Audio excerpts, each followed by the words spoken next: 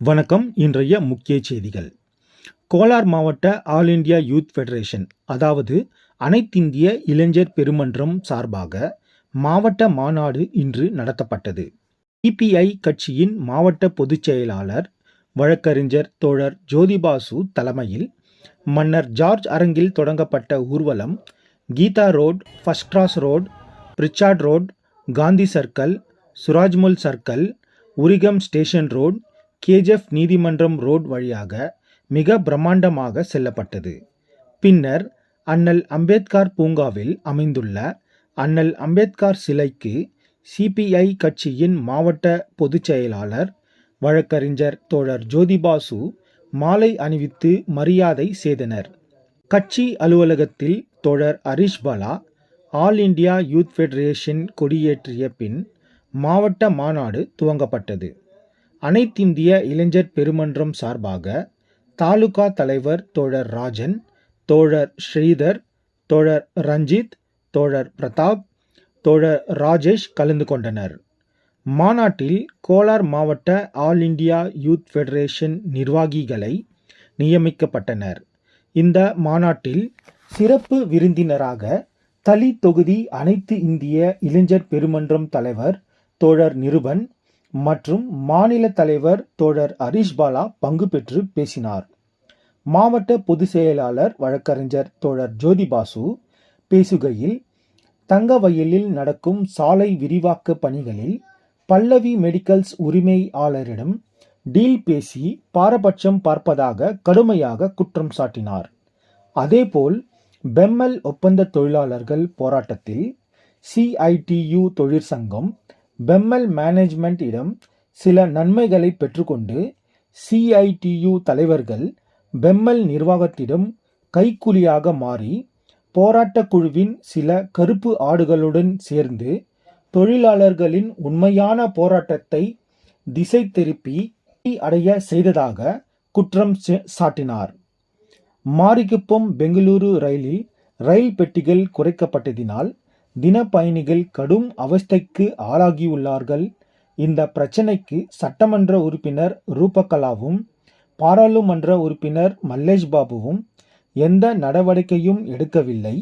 Thangavayal civil மருத்துவமனையில் தீவிர சிகிச்சை பிரிவு, இதய நோய் சிகிச்சை பிரிவு அமைத்து தருவதாக கூறி ஏமாற்றி வருவதாக குற்றம் சாட்டினார். பல கோடி செலவில் கட்டிய அண்ணல் அம்பேத்கர் பவன் இடிக்கக்கூடாது என்று ஸ்டே வாங்கி 3 ஆண்டுகள் கழித்தும் எந்த முன்னேற்றமும் இல்லாமல் மக்களுக்கு எந்த பயனும் இல்லாமல் இருக்கிறது என்று குற்றம் சாட்டினார். அவர்கள் அனைவரையும் ஒன்று திரட்டி தங்கவயலிலே மிகப்பெரிய எழுச்சி மிக ஒரு மாற்றத்தை ஏற்படுத்துகின்ற ஒரு அமைப்பு அது ஏஒய்எஃப் என்கின்ற அதை இந்த நேரத்திலே நான் குறிப்பிட கடமைப்பட்டிருக்கின்றேன். இந்த மாநாட்டை கோலார் தங்கவயலுடைய ஏஒய்எஃப் தலைவராக இருக்கக்கூடிய தோழர் ராஜன் அவர்கள் இங்கே முன்னிலையிலே இங்கே நடந்து கொண்டிருக்கிறது. இந்த மாநாட்டு ஏற்பாடுகளை எங்களுடைய தோழர்கள், இந்திய கம்யூனிஸ்ட் கட்சியினுடைய தோழர்கள் அனைவரும் இங்கே ஒன்றிணைத்து இந்த மாநாட்டை நடத்தி வருகிறார்கள்.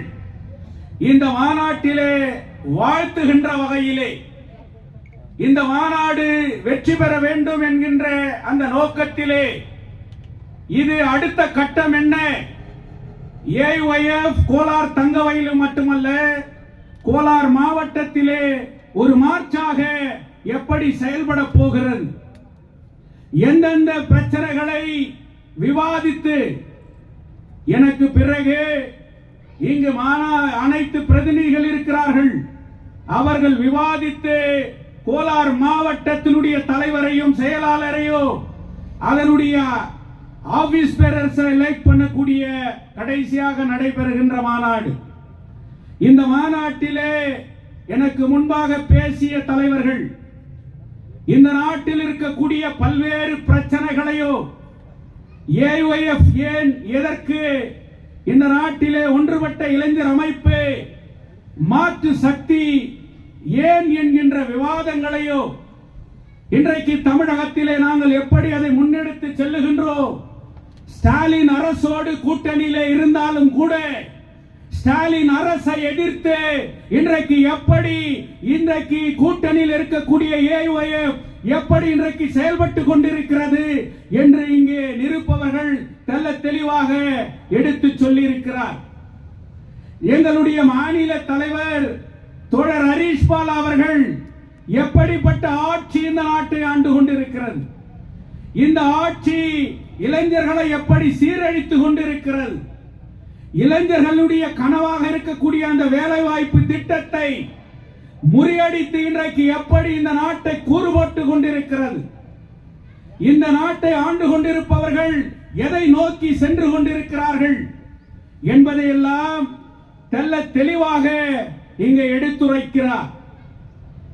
இந்த மாநாட்டிலே பல்வேறு கருத்துக்களை இன்றைக்கு நாம் சொல்ல கடமைப்பட்டிருக்கின்றோம். கோலார் தங்க வயலிலே இளைஞர்கள் முன்னிலிருக்கக்கூடிய முக்கியமான பிரச்சனைகள், இன்றைக்கு இளைஞர்கள் ஒன்றுபட்டு நிற்க வேண்டிய பிரச்சனைகள், முக்கியமான கருத்துக்கள் இங்கே இருக்கிறது. கடந்த நவம்பர் 5ஆம் தேதி இன்னைக்கு தங்க வயலில் இருக்கக்கூடிய எல்லா தாய்மார்கள் இருந்து, இளைஞர்கள் இருந்து, இந்த எல்லா அரசியல் கட்சியில் இருந்து கோலார் மாவட்டத்தையே திரும்பி பார்க்க வைத்த ஒரு மிகப்பெரிய போராட்டம் தங்க வயலிலே நடந்தது. இன்னைக்கு ஐடிஐ படிச்ச, டிப்ளமா படிச்ச, அப்பெண்டிஸ் கம்ப்ளீட் பண்ண, என் ஊர்ல ஒரு ஃபேக்டரி இருக்குது, என் ஊர்ல நாளைக்கு எனக்கு அப்பாயின்மெண்ட் ஆகும், நான் கான்ட்ராக்ட்ல போய் வேலை செய்யறேன், 11 மாசம் ஆனவனே என் கான்ட்ராக்டை நிறுத்திடுறான், எனக்கு இன்னைக்கு மினிமம் 18,000 ரூபாய் கூட இன்னைக்கு சம்பளம் இல்லை, ஆனா என் ஊர்ல இன்னைக்கு ஒரு ஃபேக்டரி இருக்குது, அது மத்திய அரசின் கீழே இருக்கக்கூடிய ஒரு ஃபேக்டரி. இன்னைக்கு ஆயிரக்கணக்கான இளைஞர்கள் ஒரு கனவா இன்னைக்கு நினைத்து, பெமல்ல எனக்கு ஒரு அப்பாயின்மெண்ட் கிடைக்காதா, பெமல்ல எனக்கு ஒரு அப்பண்டிஸ் கிடைக்காதா, என் ஊர்ல நான் காலையில வேலைக்கு போய் மத்தியானம் வந்து குடும்பத்தோடு வாழ முடியாதா என்கின்ற அன்றாடம் நினைத்து கொண்டிருக்கின்ற அந்த இளைஞர்களுடைய கனவு 20 ஆண்டு காலமாக பல்வேறு போராட்ட வடிவங்களிலே எங்களுக்கு நிரந்தரமாக்கு என்று சொல்லுகின்ற 3000 கான்ட்ராக்ட் தொழிலாளர்கள் கடைசியா ஒரு கை பார்த்தெல்லாம் நீயா நானா அப்படின்னு சொல்லி களத்திலே குதித்தார்கள். 3000 தொழிலாளர்கள், 3000 தொழிலாளர்களுடைய ஒன்றுபட்ட ஒரு போராட்டம், பெமல் கான்ட்ராக்ட் தொழிலாளர்களுடைய போராட்டம். இன்னைக்கு போலீஸ விட்டு பார்த்தா, இந்த ஊர்ல இருக்கக்கூடிய எத்தனையோ விதமான சக்திகளை பார்த்தா இந்த போராட்டம் நடக்க கூடாதுன்னு சொல்லிட்டு நினைச்சான். ஆனா அந்த போராட்டம் வெற்றிகரமாக நடந்து கொண்டிருந்தது. அதற்கு காரணம் கான்ட்ராக்ட் தொழிலாளர்கள் மத்தியில் இருக்கக்கூடிய அந்த ஒற்றுமை. நாங்கள் எங்களுடைய கோரிக்கையை நாங்கள் பெற்றே தீர்வோம் என்கின்ற அந்த உறுதி, அந்த போராட்டம் நடந்தது. அந்த போராட்டம் தங்கவயலில் இருக்கக்கூடிய இளைஞர்களை திசை திருப்பி சிந்திக்க வைத்தது. நமது ஊரிலும் கூட இப்படிப்பட்ட ஒரு போராட்டம் நடக்குமா? போலீஸ்ல கண்ல விரல விட்டு ஆற்ற அளவுக்கு இன்னைக்கு இந்த ஊர்ல இப்படி ஒற்றுமையோட இருக்கிறாங்களே அப்படின்னு சொல்லிட்டு போலீஸ் இன்டெலிஜென்சி பயந்தா, பெமல் மேனேஜ்மெண்ட் பயந்தா, இந்த ஊரினுடைய எம்எல்ஏ அடுத்து நாம இருக்க முடியாது, இப்படிப்பட்ட ஒன்றுபட்ட போராட்டம் இந்த ஊர்ல வெற்றி பெற்றால் வெளியூர்ல இருக்கிற இந்த ஊர்ல எம்எல்ஏ ஆக முடியாது அப்படின்ற ஒரு பயத்தை உருவாக்குச்சு. இந்த எம்பி இந்த ஊர்ல இப்படிப்பட்ட ஒரு போராட்டம் நடந்தா அடுத்து நாம அரசியல் பண்ண முடியாது அப்படின்னு சொல்லிட்டு எம்பி நினைச்சான். அதனால இந்த போராட்டத்தை உடைக்கணும்னு சொல்லி, இந்த போராட்டத்தை திசை திருப்பணும்னு சொல்லி பல்வேறு சக்திகள் ஒன்று திரண்டு அந்த போராட்டத்தை அடக்க நினைத்தார்கள். நிர்வாகம் நினைத்தது போராட்டத்தை ஒடுக்க வேண்டும், போராட்டத்தை உடைக்க வேண்டும். யார் அந்த கருப்பு ஆடுகளை தேடுவது, அந்த போராட்டத்தை திசை திருப்புவது எப்படி என்று நினைத்தார்கள். மேனேஜ்மெண்ட். அந்த போராட்டம் எப்படியாவது முடியணும். அதுக்கு என்ன பண்ணும்? யூனியன் உடையணும். அதுக்கு என்ன பண்ணும்? இவனுங்க ஒற்றுமையா இருக்க கூடாது. அதுக்கு என்ன பண்ணும் அப்படின்னு சொல்லிட்டு மிகப்பெரிய அனைத்து அரசியல் கட்சியும் ஆதரவோடு, தங்கவயல் மக்களுடைய ஆதரவோடு நடந்த அந்த போராட்டத்தை மேனேஜ்மெண்ட்டுக்கு கைகூலி வேலையை செய்தது எந்த அந்த சங்கம் இந்த போராட்டத்தை நாங்கள் நடத்துகின்றோம், உங்களுக்கு பெற்றுக் கொடுக்கின்றோம் என்று சொன்னார்களோ அதே சிஐடி சங்கம், அதே அதனுடைய தலைவர் மீனாட்சி சுந்தரம், ஏஆர் பாவே மேனேஜ்மெண்டினுடைய கைகூலிகளாக மாறினார்கள். போராட்டத்தை அவர்களே திசை திருப்பினார்கள். அந்த போராட்டம் திசை மாறியது. அவர்களே மேனேஜ்மெண்டினுடைய கைகூலிகளாக மாறினார்கள். அந்த போராட்டம் முடிவுக்கு வந்தது. அதை தொடர்ந்து இந்த யூனியன் உடைக்கப்பட வேண்டும், இந்த யூனியன் ஒற்றுமையோடு இருக்கக்கூடாது என்று சொல்லி இன்றைக்கு யூனியன் உடைபட்டு 2 துண்டுகளாக இன்றைக்கு இருக்கிறது. இதுவும் மேனேஜ்மெண்ட் நினைத்த அந்த போராட்டத்தினுடைய திசைகள். இதையே நான் இங்க சொல்றேன் அப்படின்னு சொன்னா, ஏஐஒய்எஃப் முன்னாள் தலைவர் இளம் சிங்கம் பாராளுமன்றத்திலே இன்றைக்கு இளைஞர்களுடைய பிரச்சனையை எழுப்புகின்ற எங்களுடைய எம்பி சந்தோஷ் அவர்கள் யாரும் லெட்டர் கொடுக்காத போது அவர் பாராளுமன்றத்தில் ராஜ்நாத் சிங்க்கு லெட்டர் கொடுத்து இந்த போராட்டத்தை ஆதரித்தது எங்களுடைய சிபிஐ எம்பி சந்தோஷ் அவர்கள். அப்படிப்பட்ட ஒரு போராட்டம், அப்படிப்பட்ட ஒன்றுபட்ட அந்த போராட்டத்தை திசை திருப்பியது யார்? இன்றைக்கு தொழிலாளர்கள் அங்கே பிளவுபட்டிருக்கிறார்கள். எம்எல்ஏவுக்கு கைக்கூலியாக மாறியது யார்? இந்த எம்எல்ஏவை துதிப்பாடியது யார்? இதை எப்படிப்பட்ட திசை மாற்றத்தை உருவாக்கியது? அடுத்து முக்கியமா ஏஒய்எஃப் இன்னைக்கு எடுத்து போற முக்கியமான பிரச்சனை, இன்னைக்கு எல்லா டெய்லி பாக்குறீங்க, இந்த ஊர்ல ரோடு வைடனிங் நடந்துனுக்குது. ரோடு வைடனிங் நடக்கிறதுல நல்லா யோசிக்கணும். சிவில் ஹாஸ்பிட்டல் முன்னால இருக்கக்கூடிய சுபாஷ் சந்திர போஸ் பார்க்கினுடைய compound wall, Indira Gandhi canteen இன்னைக்கு அமைக்கப்பட்டிருக்கிற அந்த காம்பவுண்ட் வால், பிரியாபாருக்கு முன்னாடி இருக்கக்கூடிய டிசிசி பேங்க்குக்கு முன்னாடி இருக்கக்கூடிய அந்த பேங்கினுடைய இமானுவேல் பிரஸ் நீங்க பார்க்கணும்.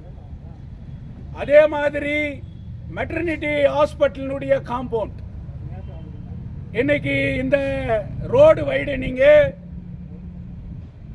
எம்எல்ஏ நான் கிளீன், கரைப்படையாத கரம், அபிவிருத்தி, டெவலப்மெண்ட் மட்டும்தான் இன்னைக்கு என்னுடைய நோக்கம் சொல்ற கேஜிஎஃப் எம்எல்ஏ ரூபகலா சசிதர் எல்லா ரோடும் வைடனிங் பண்ணுகிற.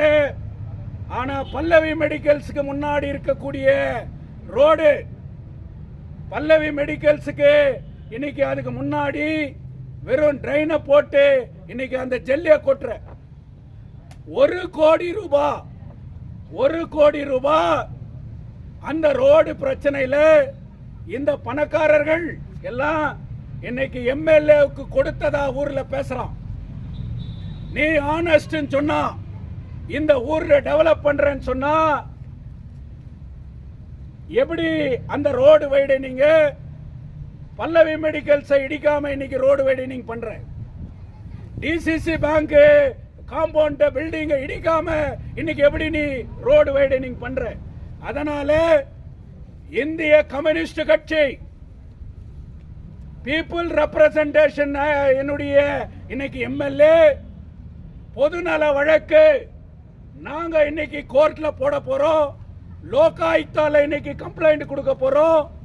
இந்த எம்எல்ஏ ஆனஸ்ட்னு சொன்னா ஏன் இந்த ரோடு வைடனிங்ல அந்த பில்டிங்கை இன்னைக்கு இடிக்காம இன்னைக்கு அந்த வேலையை செய்யறாங்க அப்படின்னு சொல்லிட்டு உபலோகாயுக்தா நீதிபதி ஜஸ்டிஸ் வீரப்பா அவரை இட்டுன்னு வந்து நாங்க இன்னைக்கு அந்த பில்டிங்க இன்னைக்கு அளக்கிற ஒரு மிகப்பெரிய போராட்டத்தை இந்திய கம்யூனிஸ்ட் கட்சி ஏஐஎஃப் நடத்தும் என்று இன்னைக்கு நாங்க எச்சரிக்கிறோம்.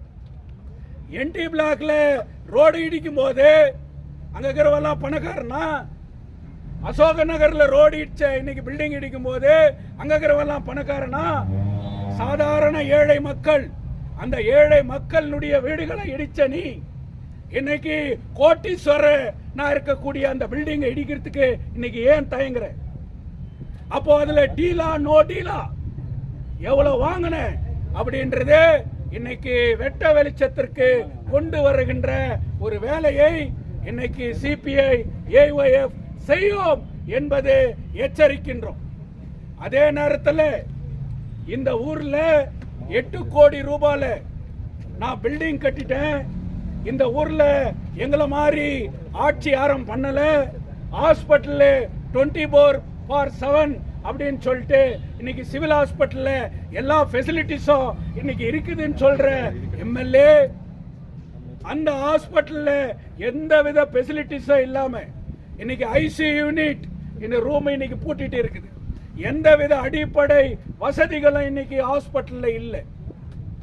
வெறும் விதான சௌதால ஸ்பீக்கர் கிட்ட பர்மிஷன் கேட்டு இன்னைக்கு வீடியோல வரணும், டிவியில வரணும், நான் என் ஊருக்காக பேசுறேன்னு சொல்லிட்டு பேசுற ரூபகலா சசிதர் இன்னைக்கு எங்க அந்த ஹாஸ்பிட்டல்ல இன்னைக்கு பேசி 1 மாசம் ஆச்சு.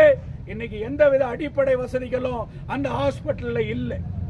அந்த ஹாஸ்பிட்டலுக்கு ஆல்ரெடி பூட்டு போட்டு போராட்டத்தை நடத்திய இயக்கம் இந்த ஏஐஎஃப் இயக்கம். அதை மீண்டும் அந்த ஹாஸ்பிட்டலுக்கு பூட்டு போடுற ஒரு வேலையை இந்திய கம்யூனிஸ்ட் கட்சியோ ஏஐஎஃப் நடத்தும் அப்படின்னு சொல்லிட்டு இன்னைக்கு எச்சரிக்கிறோம். தங்கவயல்ல எந்த விதமான அபிவிருத்தியும் இல்லை. இன்னைக்கு இப்படிப்பட்ட இயக்கங்கள் இந்த ஏதோ ஒரு பிரைவேட் சைட்ல நின்று நாங்க மாநாடு நடத்துறோம். பல கோடி ரூபாய் எதிரில் கட்டின அம்பேத்கர் பவன், இந்த அம்பேத்கர் பவனை எலெக்ஷன் நேரத்தில் நான் இடிக்க விடுறதில்ல, நான் தடுக்கிறேன். பல பேருக்கு யூஸ் ஆகிற அளவுக்கு, பல லட்சம் மக்களுக்கு யூஸ் ஆகிற அளவுக்கு இந்த அம்பேத்கர் பவனை நான் காப்பாத்துறேன்னு சொல்லி நாடகம் பண்ண இந்த எம்எல்ஏ ஹைகோர்ட்ல போயிட்டு நான் இடிக்காத தடுக்கிறேன்னு சொல்லிட்டு ஸ்டே வாங்கினேன். இன்னைக்கு ஸ்டே வாங்கி 3 வருஷம் ஆக போகுது. என்ன டெவலப்மெண்ட், அடுத்த கட்டம் என்ன? இன்னைக்கு அம்பேத்கர் பவன் இருந்தா எத்தனையோ பேர் இலவசமா அங்க கல்யாணம் பண்ண முடியும், எங்களை போன்றவங்க அங்க மீட்டிங் நடத்த முடியும், பல மாநாடு நடத்த முடியும், பல ஏழைகளுக்கு அந்த பில்டிங் இன்னைக்கு யூஸ் ஆகும். இன்னைக்கு இதன் மேல இந்த ஊர்ல நகரசபை கமிஷனர் இன்னைக்கு பவன்குமார் சொல்லணும், எம்எல்ஏ சொல்லணும். இது அரசாங்க பணத்துல இன்னைக்கு கட்டி வீணா போய் இருக்கக்கூடிய இன்னைக்கு இருக்கக்கூடிய பில்டிங். இன்னைக்கு கேன்சர்னாலையும் இன்னைக்கு பல பேர் டயாலிசிஸ்னாலையும் இன்னைக்கு பல நோயினாலையும் இன்னைக்கு அன்றாடம் செத்துனுக்குறாங்க. ஆனா அப்படிப்பட்ட இன்னைக்கு ஹார்ட் ப்ராப்ளம் இன்னைக்கு அன்றாடம் சாவறான். டெய்லி பார்த்தா ஒரு போட்டோ. இன்னைக்கு ஹார்ட் ஹாஸ்பிட்டல கொண்டு வந்துட்டேன் அப்படின்னு சொல்ற சிஎம்சினுடைய பிரசிடென்ட் இன்னைக்கு சகோதரி பேசுறாங்க, சேவ் கேஜிஎஃப், நாங்க தான் சேவ் கேஜிஎஃப், எங்களை விட்டா இன்னைக்கு சேவ் கேஜிஎஃப் யாரும் இல்லைன்னு சொல்லிட்டு இன்னைக்கு சிஎம்சினுடைய பிரசிடென்ட் இன்னைக்கு பேசுறாங்க. சேவ் கேஜிஎஃப்ன்ற ஒரு அமைப்பு கேஜிஎஃப்ல துவங்கின பிறகு கெஸ்டா இருந்த எம்எல்ஏ பர்மனன்ட் ரெசிடென்டா இன்னைக்கு கேஜிஎஃப்ல நீ இருக்கிற. சேவ் கேஜிஎஃப்ன்ற ஒரு அமைப்பு உருவான பிறகுதான் இன்னைக்கு அன்றாடம் ரோடு போடுறேன், காவா கட்டுறேன், ஹாஸ்பிட்டல பண்றேன், இத்த பண்றேன், அத்த பண்றேன்னு சொல்லிட்டு இந்த ஊர்ல வலம் வந்து நிக்கிறது இந்த எம்எல்ஏ. அப்படிப்பட்ட ஒரு சேவ் கேஜிஎஃப் ஒரே ஒரு ஆளு இந்த ஊரை காப்பாத்துறதுக்கு இருக்கிறவங்க சொன்னா அது இந்த எம்எல்ஏ தான். அவங்க படத்தை எல்லா வீட்லயும் மாட்டிக்கணும்னு சொல்லிட்டு நம்ம இந்திரா காந்தி சிஎம்சி பிரசிடென்ட் மார்த்தட்டி பேசுது.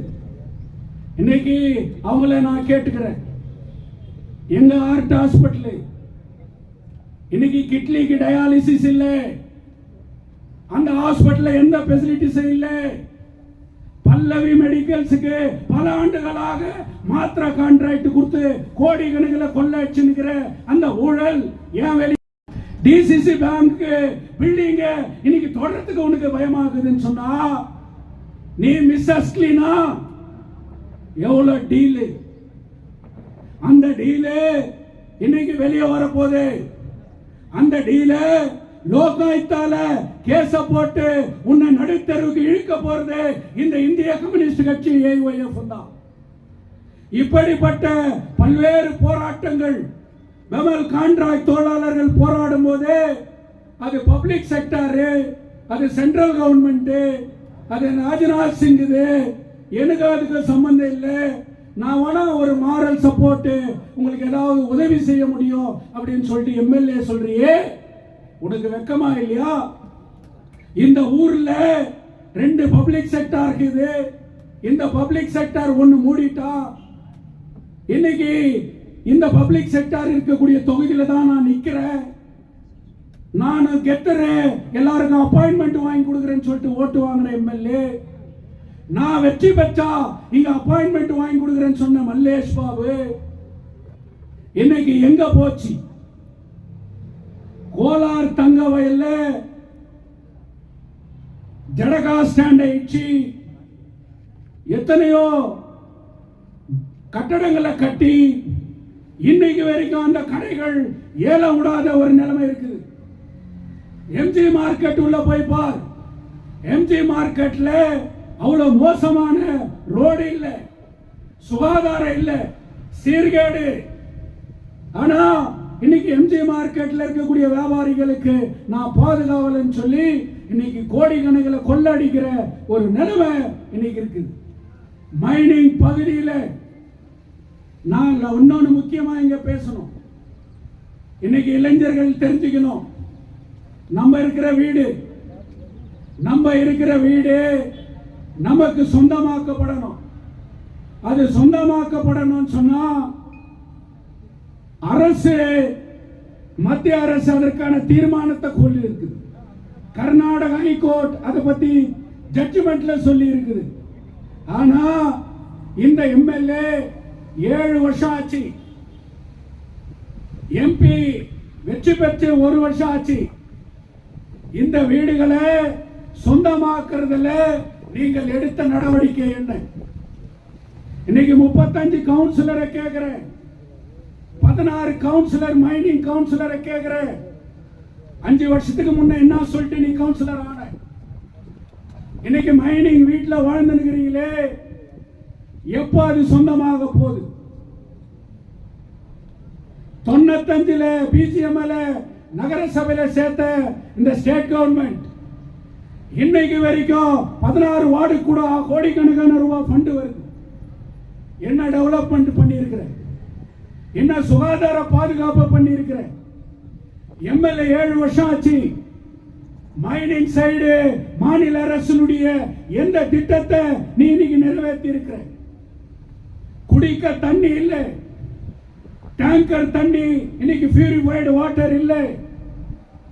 பக்கத்தில் இருக்கக்கூடிய இந்த கேஜிஎஃப்ல உலகமதி கீழே இருக்கக்கூடிய அந்த ஏரிய இன்னைக்கு செக் டேம் கட்டி அந்த தண்ணியை சுத்திகரித்து கோலார் தங்க வயலுக்கு கொடுக்கலாம். உங்க கவர்மெண்ட் சித்தராமையா இன்னைக்கு இருக்கிறார். எருகோல் திட்டம் ஏன் இந்த கோலார் தங்க வயல்ல இணைக்கப்படலை? பேத்தமங்கலா தண்ணீர் ஏன் இந்த தாலுகாவுக்கு குடி தண்ணீராக மாற்றுகின்ற ஒரு திட்டத்தை ஏன் இன்னைக்கு கொண்டு வரல? கேஜிஎஃப்ல 8 கோடியில நான் ரோடு அபிவிருத்தி பண்றேன், சுராஜ்மல்ல இருந்து சல்டானா சர்க்கிள்ல இருந்து சொல்றியே, எத்தனை கோடி இன்னைக்கு டீல் ஆச்சு?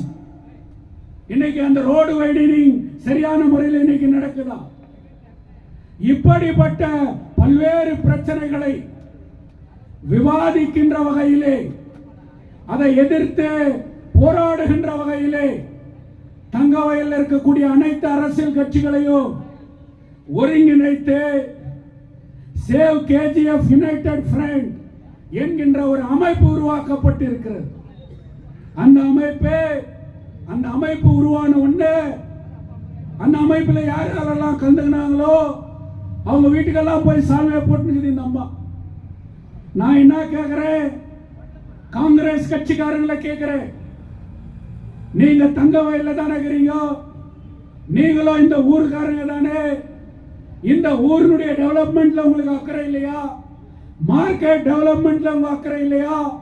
இந்த இளைஞர்களுக்கு வேலை கிடைக்கணுமே, அதை கேட்கறதுக்கு உங்களுக்கு ஏன் தயக்கம்? தின பயணிகளுக்கு ட்ரெயின் இல்ல, கோச் குறைக்கிறான், எலெக்ஷனுக்கு முன்ன ஓட்டு வேணுன்றதுக்காக தண்டவாளத்தில் படுத்து போராட்டம் பண்ண எம்எல்ஏ இன்னைக்கு ஏன் அந்த ட்ரெயின் பக்கமே போக மாட்டேற? ஏன் அந்த ட்ரெயினை பத்தி நீ பேச மாட்டேற?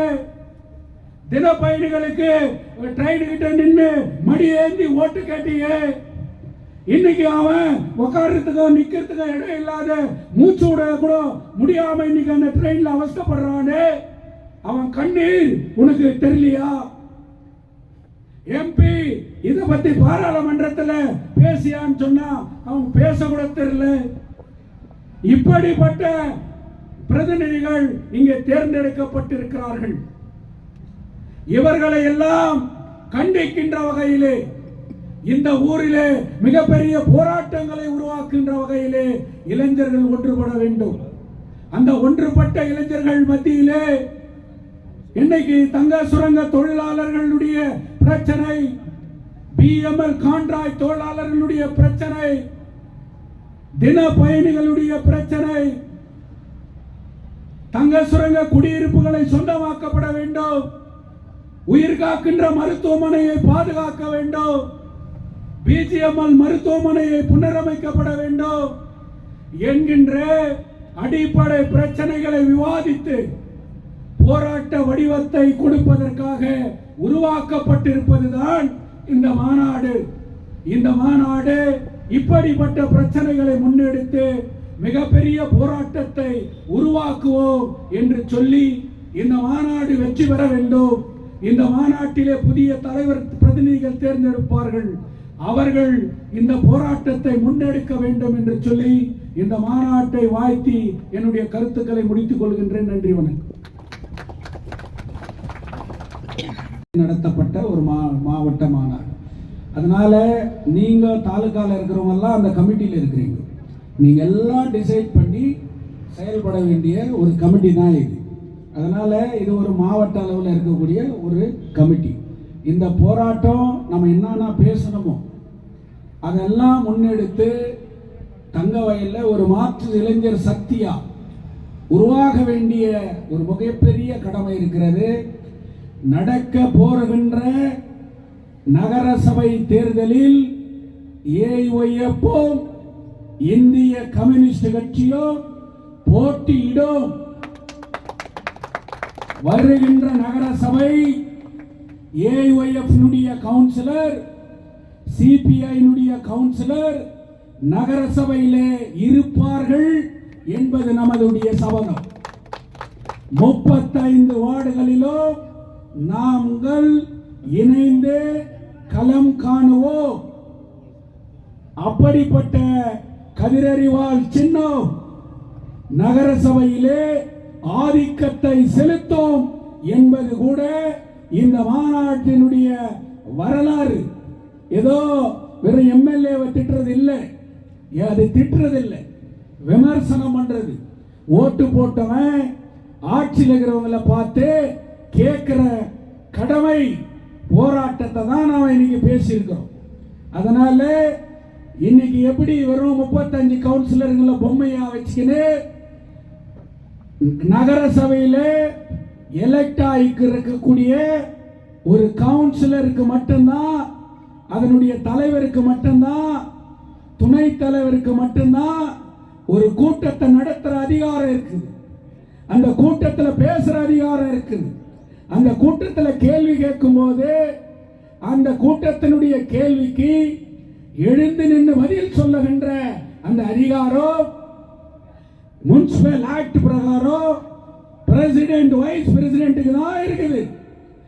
எம்எல்ஏ நகரசபையில் ஒரு உறுப்பினரா அவங்க ஒரு நாமினேட்டட் கணக்கு, எம்பி ஒரு நாமினேட்டட் கணக்கு. அவங்களுக்கு எலெக்ஷன் நேரத்தில் ஓட்டு போடுற உரிமை இருக்குது. ஆனா வார்டை பத்தியோ ஊரை பத்தியோ பேசும்போது கவுன்சிலர்களுடைய குரல் வலையை நசுக்கி ஆட்சியில் அதிகாரத்தை கையில் எடுத்துக்கின்னு அவர்களை மிரட்டி நகரசபையே இவங்களது தான் அப்படின்னு சொல்லி ஏற்றி நின்று பதில் சொல்லுகின்ற அந்த அதிகாரம் இந்த எம்எல்ஏ ரூபகலா சசிதருக்கு இல்லை. நகரசபை வரலாறுல கர்நாடகாவிலேயே பல சட்டங்கள் உருவாவதற்கும் பல விவாதங்களை பண்ணி எமினன்ட் அட்மினிஸ்ட்ரேட்டிவ் பிரசிடென்ட்கள் இருந்த இந்த நகரசபையில வெறும் மௌனமாக இருந்து ஊமைகளாக இருந்து எதையும் பேசாமல் எதையும் விவாதிக்காமல் எம்எல்ஏ சொல்றதுக்கு தாளம் போட்டு இந்த 5 ஆண்டுகளை வீணடித்த ஒரே நகரசபை அது இந்த நகரசபை தான். இப்படிப்பட்ட ஒரு நகரசபை இதுதான் லாஸ்ட். நெக்ஸ்ட் மிகப்பெரிய அனல் பறக்கிற வகையில மக்கள் பிரச்சனைகளை தட்டி கேட்கின்ற வகையில மக்களுக்காக குரல் கொடுக்கின்ற வகையில தங்க சுரங்க வீடுகளை சொந்தமாக்கின்ற வகையில பல பிரச்சனைகளை தட்டி கேட்கின்ற ஒரு நகரசபை வருகின்ற நகரசபை. அந்த நகரசபையில் செங்கொடி பறக்கும், கதிரறிவால் பறக்கும், AUIF பறக்கும். அப்படிப்பட்ட ஒரு நகரசபை வரும். 35 வார்டுகளிலும் எங்கள் ஆதிக்கம் இருக்கும், நாங்களும் களம் காண்போம் என்பது கூட இந்த மாநாட்டினுடைய முக்கியமான தீர்மானமாக சொல்லி இதை செயல் வடிவப்படுத்துவதற்காக ஒவ்வொரு இளைஞர்களும் ஒவ்வொரு பகுதியிலிருந்து வந்திருக்கக்கூடிய இளைஞர்களும் இன்றையிலிருந்து 35 வார்டுகளிலும் இறங்கி ஒரு மாற்று நகர சபையை உருவாக்குகின்ற வகையிலே மக்கள் குரலை ஒலிக்கின்ற நகர சபையாக இருக்கின்ற வகையிலே நமக்கு கோலார் தங்கவயல் என்றால் சிங்கங்கள் அவர்கள் கர்ஜிப்பார்கள் என்கின்ற விதத்திலே அறிவாளிகள், திறமையானவர்கள், சிந்தனையாளர்கள் இருக்கின்ற ஒரு நகர சபையாக மாற்றுகின்ற ஒரு தீர்மானத்தை இந்த மாநாடு முன்னெடுக்கும். தேர்ந்தெடுக்கப்பட்டிருக்கக்கூடிய தலைவர்கள், அதனுடைய உறுப்பினர்கள் அந்த வேலையை முன்னெடுக்க வேண்டும் என்று கேட்டுக்கொள்கின்றேன்.